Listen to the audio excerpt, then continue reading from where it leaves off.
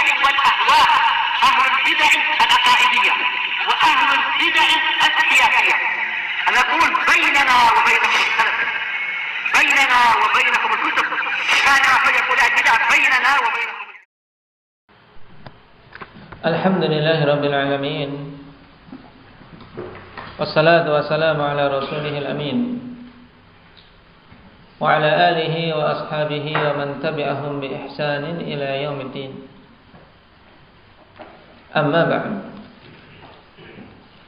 إخواني الكرام rahimani wa rahimakumullah.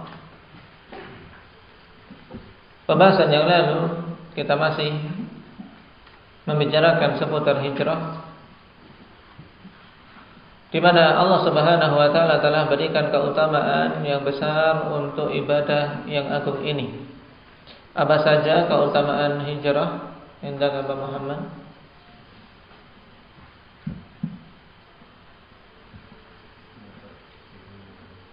Mendapatkan ampunan dari Allah Subhanahu wa taala.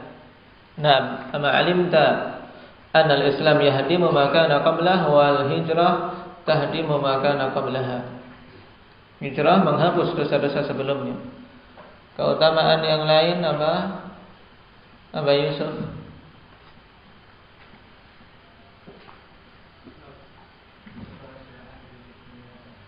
Nah, sebab seseorang mendapatkan sa'adah, mendapatkan kebahagiaan baik di dunia maupun di akhirat, Allah Subhanahu wa taala akan berikan rezeki. Naam, walladzina hajaru fi sabilillah tsumma qutilu aw matu la yarzuqannahumullahu rizqan hasana. Diberi rezeki yang bagus. Naam, walladzina hajaru fillah min ba'di ma zulimu lanubawwi'annahum fid dunya hasanah wal ajrul akhirati akbar. Ini juga isyarat tentang besarnya pahala yang akan Allah Subhanahu wa taala berikan pada orang-orang yang berhijrah, yang merupakan keutamaan yang ketiga. Taib. Lalu apa tujuan atau hikmah dari hijrah itu sendiri sehingga dijanjikan keutamaan yang besar itu? Indah Ismail. Nah, penjagaan untuk agama seseorang.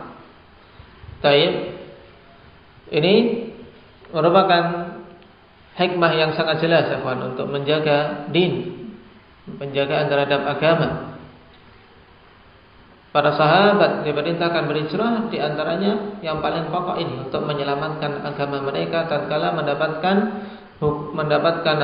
gangguan, siksaan yang keras di Mekah. Hikmah yang lainnya apa, Wahyu?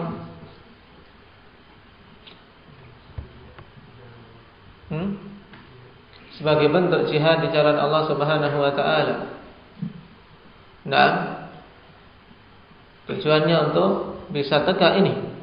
Karena tatkala kaum muslimin berkumpul di negeri-negeri Islam, menjauh dari negeri-negeri kafir, mereka akan semakin kuat. Hikmah yang lain, Khalif, memperbanyak jumlah kaum muslimin, jelas. Nah, karena tidak boleh seorang muslim menempatkan dirinya bersama orang-orang kafir sehingga memperbanyak jumlah mereka, tapi hendaknya berhijrah untuk memperbanyak jumlah kaum muslimin. Yang lainnya, Abdurrahman, apa di antara hikmah tujuan hijrah?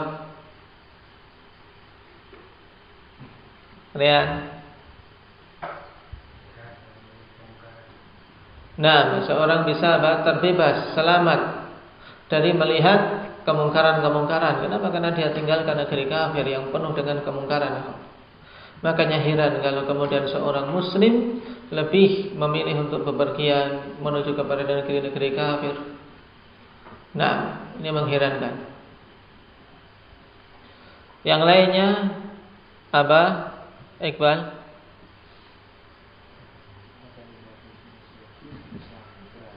Nah, untuk membuat musuh-musuh Islam geram. Kenapa? Karena negeri mereka ditinggalkan.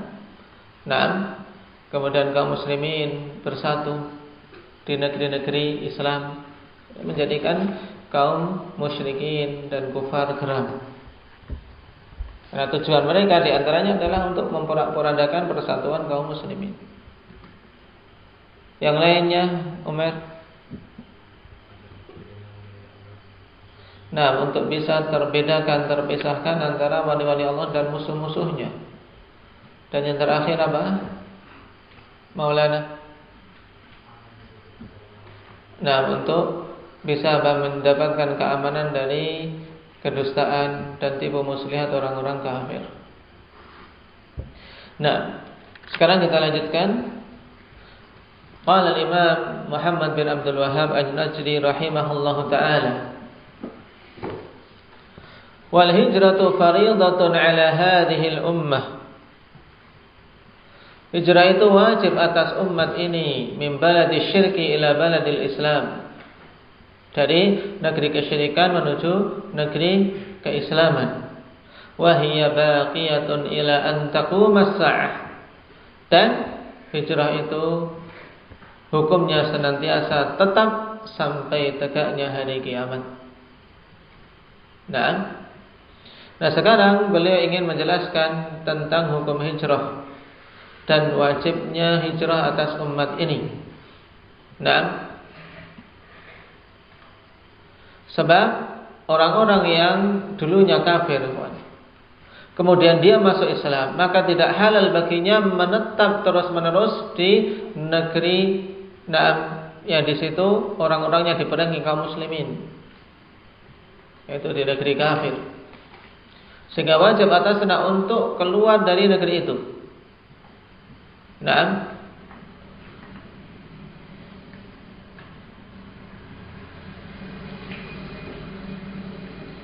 dan tentang wajibnya hijrah telah tetap berdasarkan Alkitab wa Sunnah serta ijma'. Telah kita lewati secara sekilas pada pembahasan yang lalu dari dalil dari Alkitab, yaitu apa? Celaan Allah Subhanahu wa taala kepada sebagian kaum mukminin yang mereka tetap saja tidak berhijrah, tetap tinggal di negeri kafir sampai meninggal dalam kondisi itu, dihukumi dengan orang-orang yang zalim terhadap diri mereka sendiri. Innal ladzina tawaffahumul malaikatu dzalimi anfusihim qalu fima kuntum qalu kunna mustad'afina fil ard qalu alam takun ardullahi wasi'atan fatuhajiru fiha. Kemudian apa? Faulaika ma'wahum jahannam wa sa'at masira. Nah, orang-orang yang Allah perintahkan para malaikat untuk mewafatkan mereka dalam keadaan mereka menzalimi diri mereka sendiri. Kenapa? Karena tidak berhijrah. Tidak berhijrah dikatakan menzalimi diri mereka sendiri. Ditanya, nah, dari golongan mana kalian? Nah, mereka menjawab, dulu kami dari golongan mustad'afina fil ard, orang-orang yang lemah di muka bumi. Nah, kalau lemah kenapa tidak pergi, pindah? Maka dikatakan qalu alam takun ardullahi wasi'ah. Bukankah bumi Allah itu luas, fatuhajiru fiha, kemudian kalian berhijrah. Nah, meninggalkan negeri yang kalian disiksa, kalian lemah badannya menuju negeri yang lain. Maka orang-orang itu tempat kembalinya neraka jahanam, dan itu sejelek-jelek tempat kembali. Dan ini ancaman yang sangat keras, kawan. Yang tidak akan mungkin diancam seperti ini kecuali pada mereka-mereka yang meninggalkan apa? Meninggalkan kewajiban. Taib. Dikatakan oleh Al-Hafidz Ibnu Katsir rahimahullahu taala tentang ayat di surat An-Nisa tadi, ayat yang ke-97, dan insyaallah juga akan disebutkan oleh Syekh Muhammad bin Abdul Wahhab dalam matan. Hadhihi al-ayatu 'ammatun fi kulli man aqama baina dhahranil musyrikin wa huwa qadirun 'ala al-hijrah wa laysa mutamakkinan min iqamatid din fa huwa zalimun li nafsihi murtakibun haraman bil ijma' wa binassi hadhil ayah. Ayat ini umum pada semua orang yang tinggal di tengah-tengah kaum musyrikin dalam keadaan dia mampu untuk berhijrah dan dia tidak memiliki kemampuan untuk menegakkan agamanya. Tinggal di negeri kafir, mampu berhijrah dan dia kalau tinggal di situ tidak mampu menegakkan agamanya, maka dia orang yang menzalimi diri sendiri dan melanggar keharaman yang telah disepakati dengan ijma' dan juga berdasarkan nas ayat ini.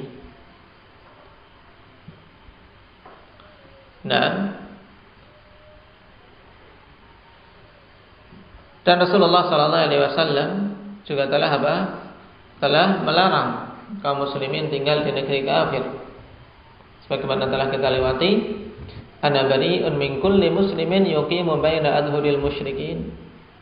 Aku berlepas diri dari setiap muslim yang tinggal di tengah-tengah kaum musyrikin. Qila ya Rasulullah wa lima qala la tara'a narahuma.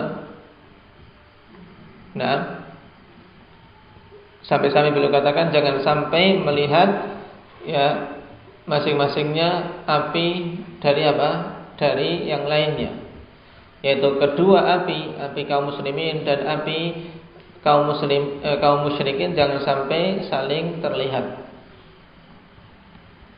menunjukkan harus menjauh sejauh-jauhnya. Tayyib.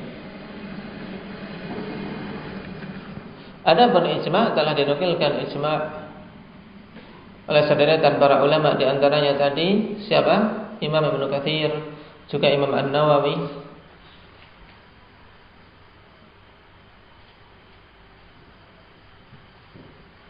Dan yang lainnya.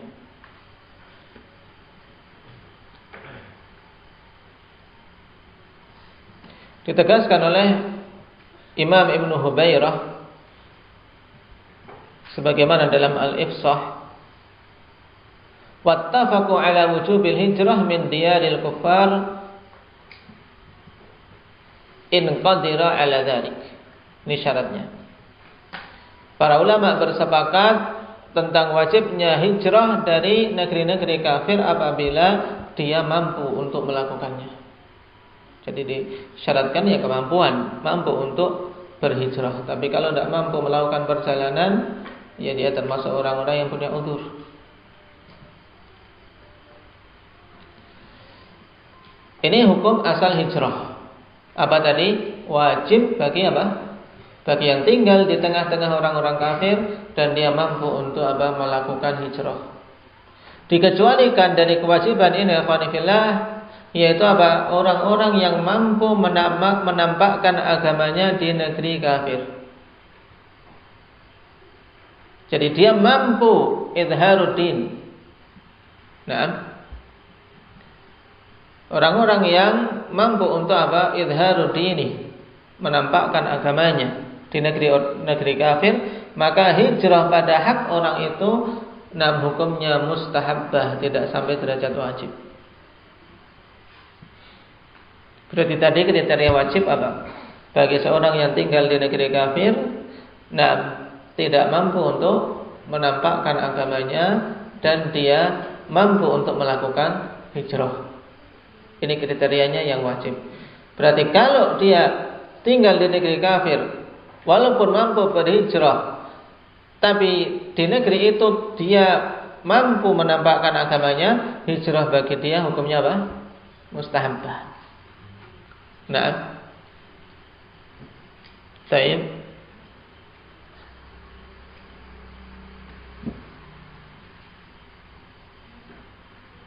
Nah, sekarang yang dimaksud dengan izharuddin itu bagaimana yang dipersyaratkan di sini?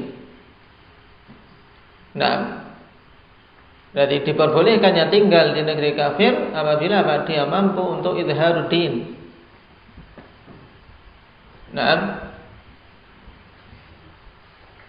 Ditegaskan oleh Syekh Muhammad bin Ibrahim dalam fatwa beliau, ikhwan, bahwasanya dhabitu izharuddin mujaharatul muslim bit tauhid wal bara'atu mimma 'alaihi al musyrikun min asyirki billahi fil ibadah wa ghairi dzalik min anwa'il kufri wad dhalal. Dhabitnya adalah seorang muslim mampu secara tegas menyerukan tauhid dan berlepas diri dari perkara-perkara yang orang-orang musyrikin berada di atasnya, berupa kesyirikan terhadap Allah, baik dalam ibadah maupun yang lainnya, serta jenis-jenis kekufuran dan kesesatan yang lain. Jadi dia mampu mengungkapkan itu, tidak dibungkam mulutnya. Dia mampu untuk menunjukkan ketauhidan dan mampu untuk menunjukkan bara'ah dia terhadap kesyirikan dan pelaku-pelakunya. Nah,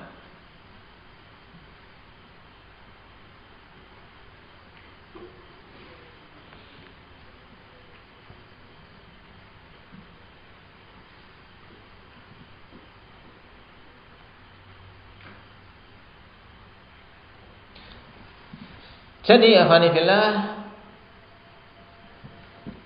izharuddin yang dimaksud ini tidak hanya sekedar bolehnya sholat di sana, bolehnya puasa di sana, atau diperbolehkannya adzan walaupun hanya dengan speaker dalam.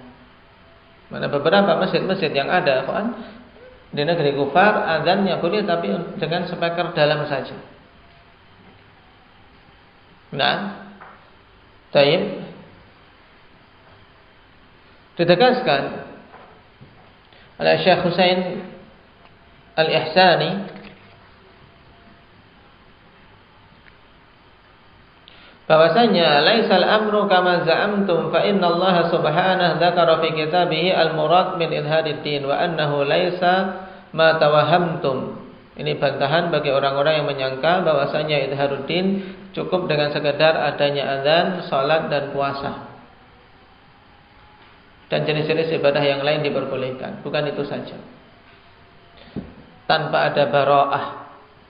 Makanya beliau tegaskan bahwasanya bahwasanya Allah Subhanahu wa taala telah katakan kepada nabinya, "Qul ya ayyuhal kafirun la a'budu ma ta'budun wa la antum 'abiduna ma a'bud wa la ana 'abidum ma 'abadtum wa la antum 'abiduna ma a'bud lakum dinukum waliyadin." Sehingga perkaranya apa, ikhwan fillah? Perkaranya yaitu apa? Hendaknya dia dengan tegas mengatakan kepada orang-orang kafir, kalian itu adalah orang-orang kafir dan sungguhnya aku berlepas diri dari kalian dan dari dari sesembahan-sembahan kalian. Dan sungguhnya mereka itu, yaitu sesembahan kalian itu, tidak ada hubungannya dengan aku dan jauh dari peribadatan kepada Allah yang benar. Tegas demikian. Kira-kira mampu enggak? Enggak dikasih izin tempat tinggal, enggak dikasih iqamah, enggak dikasih KTP mungkin. Jadi harus tasrih bil bara'ah. Jadi lakum dinukum waliyadin ini banyak yang memahaminya keliru, teman. Dikiranya lakum dinukum waliyadin ini maksudnya adalah toleransi. Bukan, maksud lakum dinukum waliyadin ini adalah penegasan bara'ah kita dalam artian kita tidak ikut-ikut urusan agama kalian. Urusan agama kalian. Aku berlepas diri darinya. Dan bagiku agamaku yang akan aku pegang erat-erat.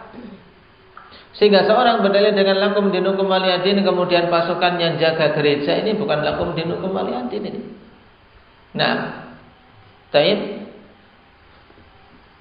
Lakum dinukum waliyadin maksudnya kita berlepas diri, kaum muslimin berlepas diri, tidak cawe-cawe, tidak ada urusan sama sekali dengan agama-agama kesyirikan. Kita berlepas diri. Ini yang dipahami oleh para ulama, para salaf kita. Maknanya adalah penegasan tentang berlepas dirinya kaum muslimin dari dari orang-orang kafir dan dari kekufuran mereka. Dan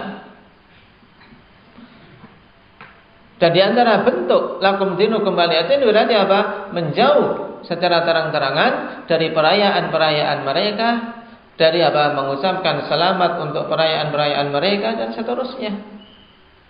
Ini makna yang benar tentang lakum dinukum waliyadin. Bukan malah ayat ini dijadikan sebagai sebagai legalisasi untuk untuk yang disebut dengan toleransi. Toleransi yang melampaui batas sehingga meninggalkan koridor-koridor bara'ah yang telah ditetapkan oleh Allah Subhanahu wa taala.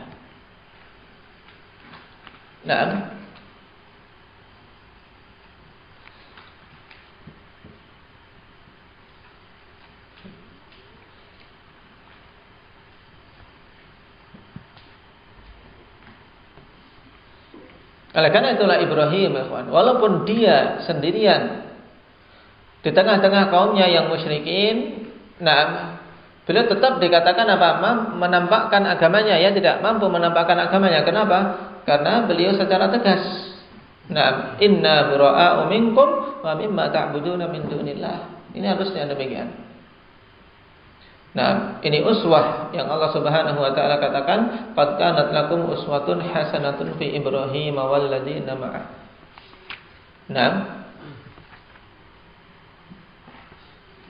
Karena ini penting untuk dipahami.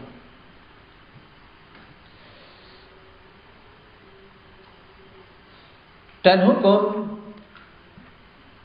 tinggal di negeri kafir, persyaratannya berarti afanifillah tadi, dia mampu untuk menegakkan dan mampu menampakkan agamanya, izharuddin. Ini yang asalnya sudah di sana. Adapun seorang yang asalnya berada dari negeri muslim kemudian masuk ke negeri kafir, afanifillah, maka di sana para ulama menetapkan syarat. Menetapkan syarat yang lain. Kalau tadi yang sudah di dalam, ya kan, tidak diwajibkan hijrah kalau dia mampu izharuddin. Hijrah baginya mustahab. Tapi sekarang yang dari luar, bukan berarti kemudian yang dari luar gampang-gampang saja untuk masuk ke negeri kafir. Syekh Ibnu Utsaimin rahimahullahu taala menegaskan padanya 3 syarat. Al-awwal an yakuna indahu ilmun yamna'uhu minasyubahat. Hendaknya dia memiliki ilmu yang bisa mencegah dia dari syubhat-syubhat yang datang. Kenapa? Karena tidak merasa aman dari kemurtadan. Setiap hari lihat orang kafir. Setiap hari mungkin mereka mengusahakan untuk membeli agamanya dengan dunia yang mereka miliki.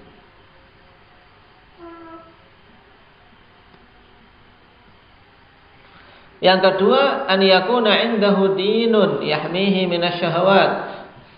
Dipersyaratkan dia memiliki kekokohan agama yang akan melindungi dia dari syahwat. Kenapa? Karena ujian syahwat luar biasa di negeri-negeri kafir. Jadi tadi punya ilmu, yang kedua punya ketakwaan, punya agama yang kuat, sehingga bisa mengekang syahwat. Yang ketiga, an yakuna li hajatin wa darurah. Dia pergi ke negeri kafir untuk suatu kebutuhan yang sangat dan suatu perkara yang darurat. Misalnya berobat. Berobat misalnya, itu pun tentunya lebih bagus seorang bersabar berobat di negeri muslim daripada di negeri kafir. Sebagaimana Syekh Muqbil rahimahullah taala telah kabarkan, karena beliau mengalami sendiri ketika beliau sakit parah, akhirnya beliau dibawa untuk berobat ke Amerika. Setelah itu dibawa pulang, kemudian belum juga sembuh secara total. Setelah itu tidak mau lagi. Tidak mau lagi untuk dibawa ke negeri kafir berobat, lebih baik tidak berangkat berobat. Kenapa? Karena beratnya ujian ini. Ulama yang dari syubhat punya benteng, syahwat juga punya benteng. Dan perginya untuk suatu perkara yang darurat. Kenapa? Karena tidak mungkin untuk diobati di negerinya. Karena dari sisi peralatan kurang mungkin. Tapi setelah melihat apa yang ada di sana, lebih memilih untuk tidak berangkat. Akhirnya beliau dibawa ke Saudi saat itu, sehingga meninggal di negeri tauhid tersebut. Kalau 3 syarat ini tidak terpenuhi, maka tidak diperbolehkan untuk pergi ke negeri kafir. Makanya kalau pergi ke sana hanya untuk rekreasi, masuk tidak? Syarul, tidak masuk. Berarti boleh tidak? Tidak boleh.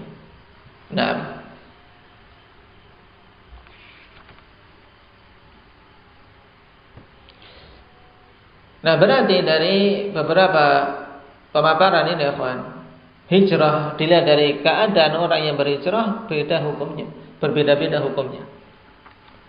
Ada yang hukumnya wajib, ada yang hukumnya mustahabbah. Nah, wajib atas apa? Orang yang mampu berhijrah dan ketika tinggal di negeri kafir tidak mampu untuk menunjukkan agamanya. Yang mustahabbah berarti orang yang mampu berhijrah, nah akan tapi tinggalnya di negeri kafir dia masih mampu untuk izharuddin. Ini mustahabbah. Kemudian kondisi yang ketiga, ikhwani fillah, kondisi ma'fuwah, kondisi yang dimaafkan. Ini siapa?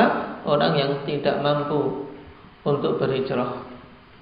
Misalnya tawanan, atau orang yang sakit, atau orang-orang yang lemah dari kalangan wanita, anak-anak dan yang semisalnya. Ini ma'fuwah. Berarti ada wajibah, mustahabbah dan ma'fuwah. Ya, dia maafkan ketika tidak berhijrah. Kenapa? Karena ketidakmampuan untuk melakukannya.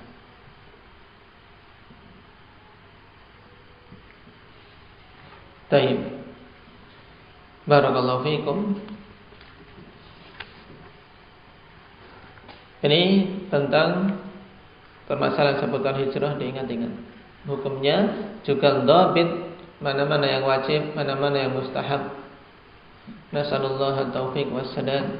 Walhamdulillahirabbil alamin.